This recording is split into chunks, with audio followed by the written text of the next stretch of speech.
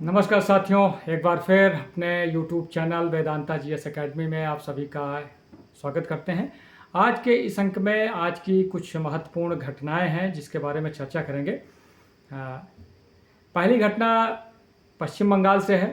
तृणमूल कांग्रेस का जिस तरह विखंडन हुआ है, उसके विधायक अलग होकर एक नया गुट बनाकर विधानसभा में नेता प्रतिपक्ष का पद भी ले लिया है।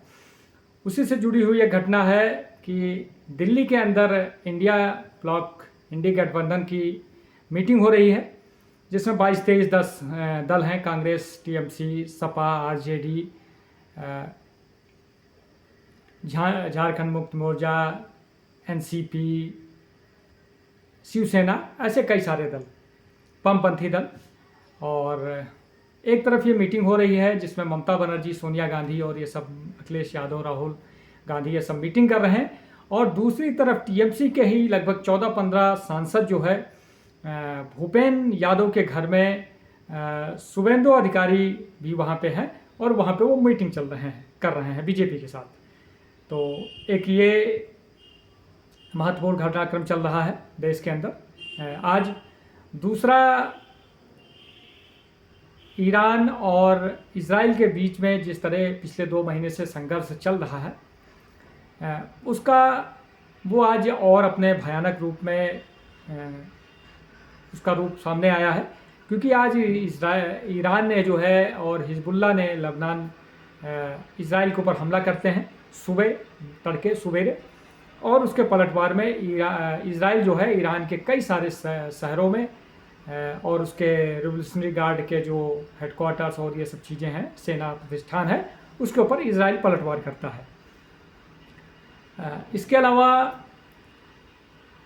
भारत के अंदर कोचिंग इंडस्ट्री जिस तरह चल रही है और जिस तरह उसमें गला काट स्पर्धा चल रही है, और उसी के एक घटनाक्रम पटना में चल रहा है, खान ग्लोबल स्टडी, और एक उसका प्रतिद्वंदी कोचिंग संस्थान है जिसके अंदर लड़ाई झगड़ा होता है, गोलियां चलती हैं, और खान सर अब गायब हो गए हैं। खान सर मशहूर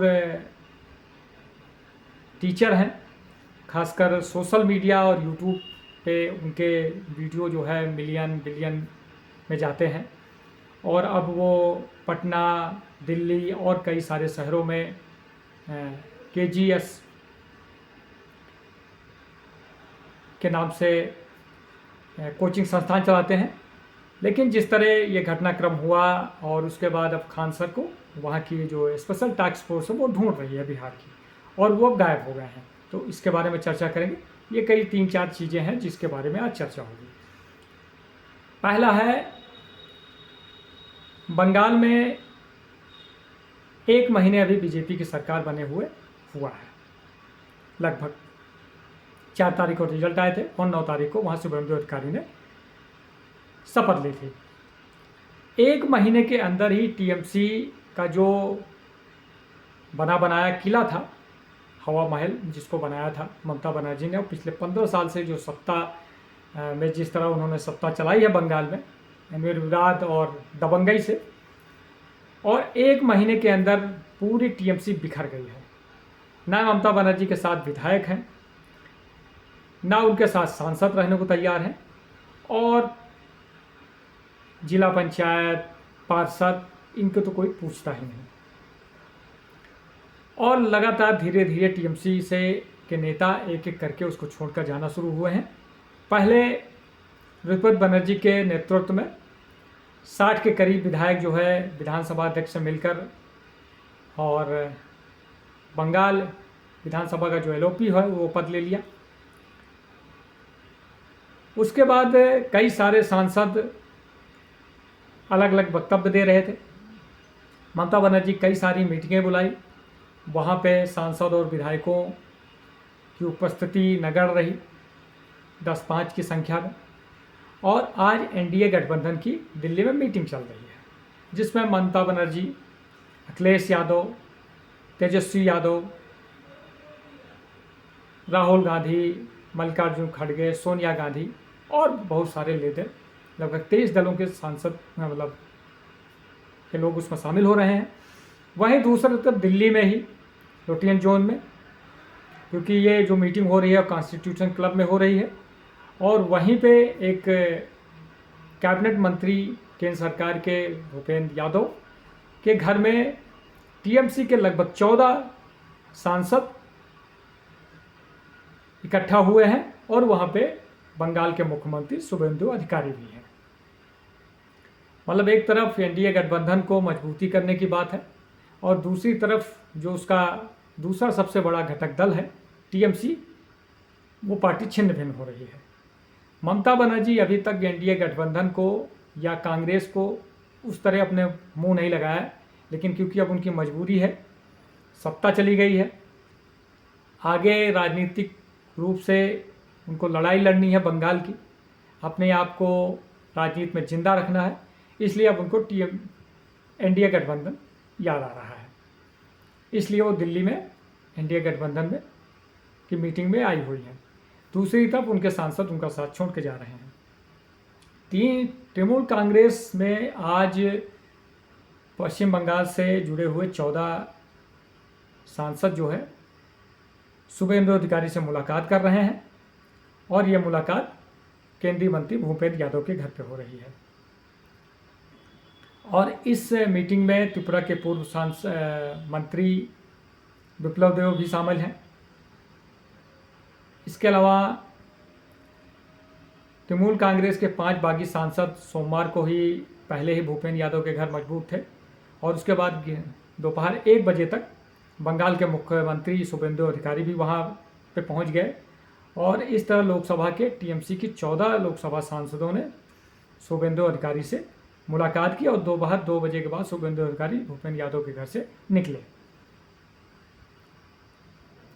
इसके पहले आज ही सुखेंदु शेखर जो राज्यसभा सांसद रहे हैं, लगभग 10 साल राज्यसभा सांसद रहे हैं टीएमसी के, उन्होंने पार्टी और अपनी राज्यसभा सीट को भी से इस्तीफा दे दिया है।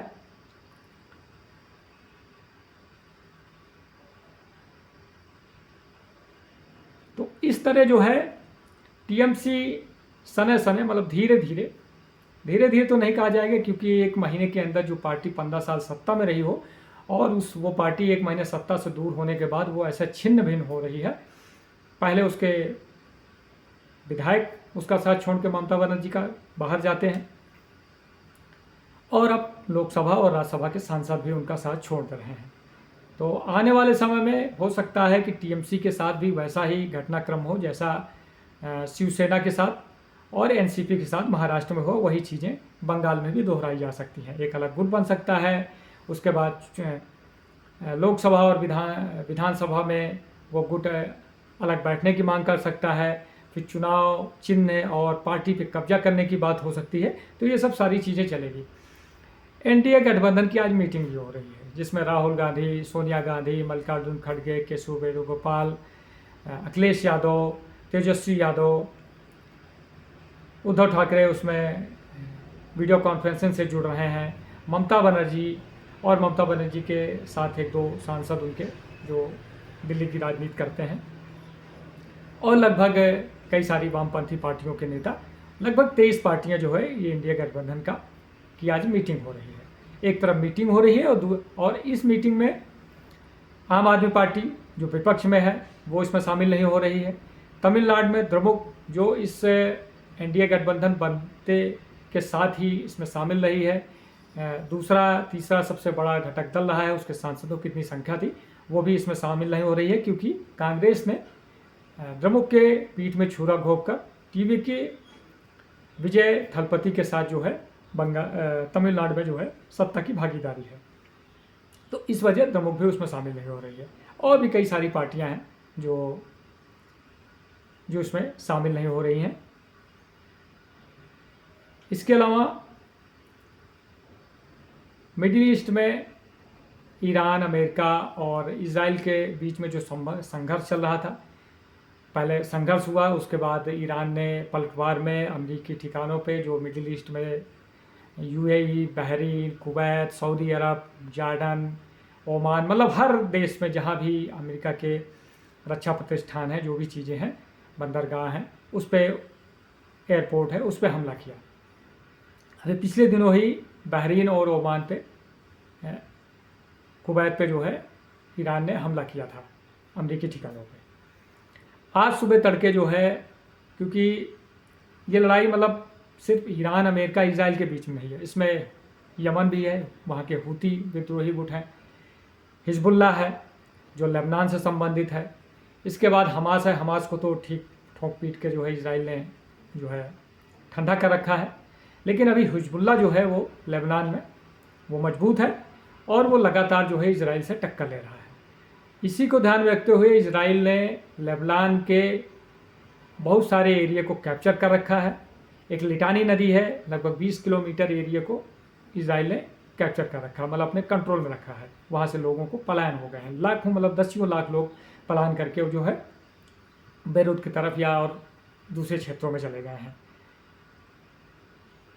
इजराइल लगातार जिस तरह हमास को ख़त्म कर मतलब एक तरह से डिसमेंटल किया है, दबाया हुआ है, उसी तरह वो हिजबुल्ला के साथ भी कर रहा था। उसके नेताओं को मारना, उसके संसाधनों को ख़त्म करना, उसके अड्डों को ख़त्म करना, और ये लगातार चल रहा था। अमेरिका और ईरान के बीच में संघर्ष विराम हो गया था। 2 की लड़ाई में तीसरा जो पाकिस्तान है, जिसको ग्लोबल सुपर पावर बनना है, जो छोटे छोटे पिद्दी परमाणु बम लेकर जो है आए दिन भारत को धमकी देता रहता है, और ऑपरेशन सिंदूर में जिस तरह उसकी पिटाई हुई है, वो इसमें चौधरी बन रहा है। और उसके जो गृह मंत्री हैं, रक्षा मंत्री हैं शौकत अजीज, वो ईरान में बातचीत करने गए थे और उसी समय इजराइल ने जो है ईरान के ऊपर हमला कर दिया। क्योंकि आज सुबह ही ईरान और हिजबुल्ला ने इजराइल के ऊपर मिसाइल, ड्रोन, इससे काफ़ी बड़ा हमला किया था। और उसी की पलटवार में अमेरिकी राष्ट्रपति ने बेंजामिन नेतन्याहू, जो इजराइल के प्रधानमंत्री हैं, उनसे बात भी की थी और ये सिक्योरिटी ली थी कि मतलब आप जो है इजराइल के ऊपर हमला नहीं करेंगे, मतलब ईरान के ऊपर हमला नहीं करेंगे। लेकिन मैंने पहले ही कई सारे वीडियो में ये बोला हुआ है कि जब तक इजराइल नहीं चाहेगा तब तक मिडिल ईस्ट के अंदर शांति नहीं आ सकती, और जब तक इजराइल को अपने दुश्मन को ख़त्म नहीं कर लेता या दुश्मन को इतना नहीं दबा लेता जब तक कि वो 10-20 साल जो है उसको उभरने में लगे, तब इजराइल ना मानने वाला है और ना मिडिल ईस्ट में शांति होने वाली है। और अमेरिका कितना भी चाह ले कि ईरान के साथ समझौता हो गया है, संघर्ष विराम हो जाए, उसका जो यूरेनियम है वो अमेरिका को मिल जाए, उसके जो मिसाइल फैसिलिटी है वो डिसमेंटल हो जाए, ख़त्म हो जाए, वहाँ रिजीम चेंज हो जाए, ये सब तभी होगा जब तक इजराइल नहीं चाहेगा। और इजराइल तब तक नहीं चाहेगा जब तक उसको ईरान का खतरा बना रहेगा, तब तक इजराइल और ईरान आपस में लड़ते रहेंगे। तो इजराइल की जो IDF है, वहाँ की डिफेंस फोर्स है, उसने जो है भीषण हमला किया है ईरान के ऊपर और उनके कई सारे शहरों पे, और रिवोल्यूशनरी गार्ड के जो इंफ्रास्ट्रक्चर है, जो उनके संसाधन हैं, इन सब पे लगातार वो हमले कर रहा है।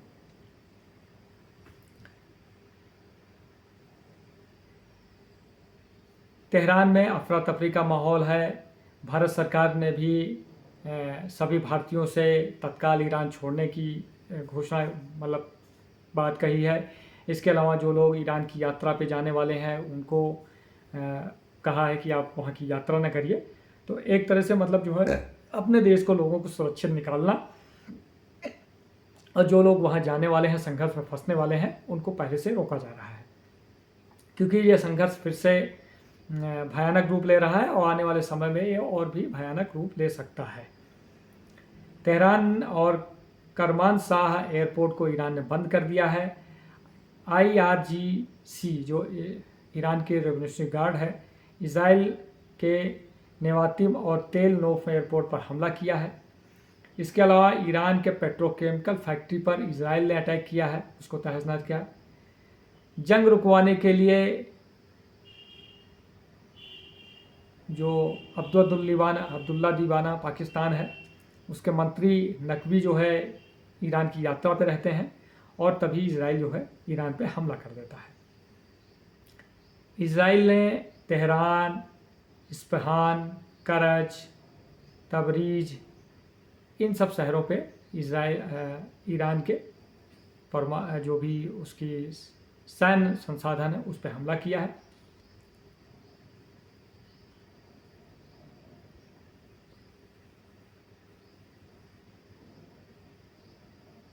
तो इस तरह जो है, जो मिडिल ईस्ट की जंग है ईरान और इजराइल और अमेरिका के बीच में, वो फिर से भयानक रूप अख्तियार कर लिया है और आने वाले समय में पेट्रोल, डीजल, गैस इस सब की फिर से किल्लत हो सकती है। भारत में वैसी अभी स्थिति नहीं आई है, लेकिन ग्लोबल सप्लाई चेन में रुकावट और लगातार क्रूड ऑयल का प्राइस का बढ़ना, ये सब चीज़ें लगातार मतलब इसमें फिर से आग लग सकती है। और इस युद्ध से पूरा विश्व एक तरह से मतलब परेशान है, क्योंकि ज़्यादा से ज़्यादा जो भी ऊर्जा सप्लाई है वो होमरूज के द्वारा ही होती है और एक तरह से वो बंद है, क्योंकि अब फिर से ईरान की कोशिश रहेगी होमरूज को वो ब्लॉक करे और पूरे ग्लोबल उस पर के देशों पे दबाव डाले कि ईरान, इजराइल को और अमेरिका को वो दबाव डाल के बातचीत के टेबल पे ले आए। तो एक ये है।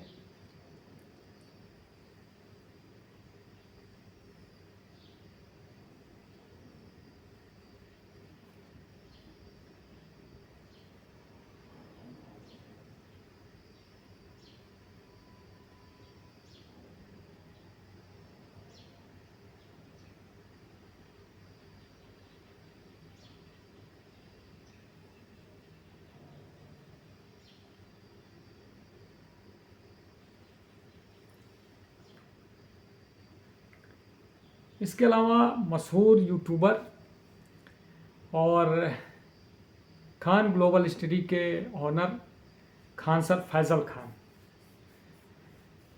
जिनका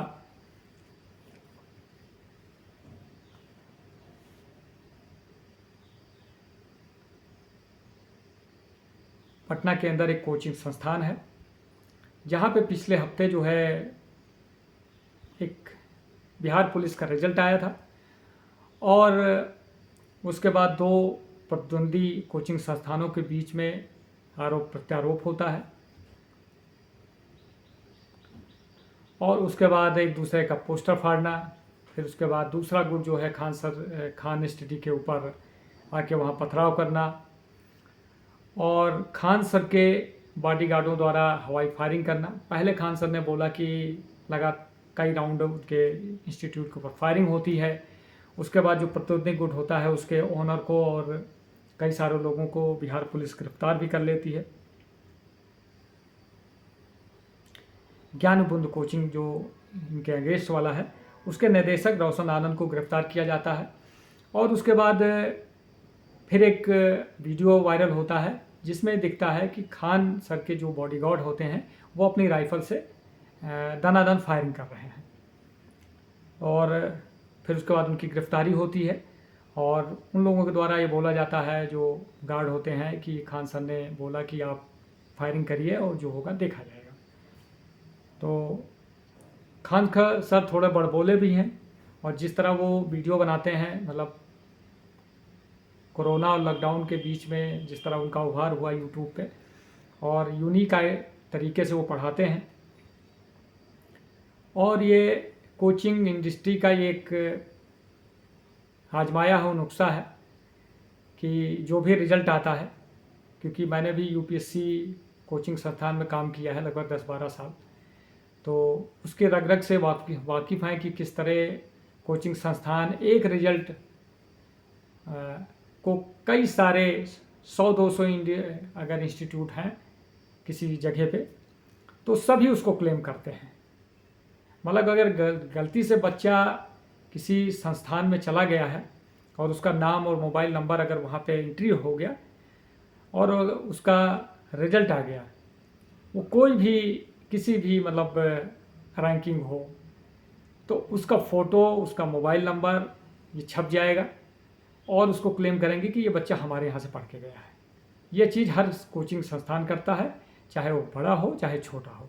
छोटे तो कुछ ज़्यादा ही करते हैं, बड़ों के पास क्योंकि उनके पास हज़ारों हज़ार की संख्या में बच्चे होते हैं, तो ज़्यादातर बच्चा जो है उन्हीं संस्थानों में जाता है जो बड़े संस्थान हैं, और वहाँ से फाउंडेशन कोर्स करके या बड़े कोर्स करके निकलता है। फिर वो छोटी छोटी कोचिंगों में किसी में टेस्ट सीरीज लगाना, किसी में पीटी टेस्ट सीरीज लाना, किसी में ऑप्शनल करना, किसी में ऑप्शनल टेस्ट सीरीज लगाना, ये सब चीज़ें मतलब चलती हैं।